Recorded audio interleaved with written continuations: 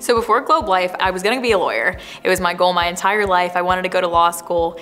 And as a college graduate, just like a lot of others, I was dead broke. So I took a job. I was working in case management, but I think my biggest thing was I was not doing what I wanted to do anyway. I knew I wanted a chance to get in leadership. I knew I wanted a chance to prove my worth. I was so frustrated in the last job that no matter how hard I worked, I was only gonna make a set amount. So the opportunity to make more money was very appealing to me. And when I transitioned in with Globe Life, the support from all the way from home office to the people that were in my office, it was incredible. They helped make the transition smooth. There was great training. I had never felt like I had so many people in my corner as I did when I joined on with Globe Life Liberty National. Globe Life's helped me immensely to be able to provide for my community and my family. I went from making $35,000 a year as a case manager to making $150,000 in my first year.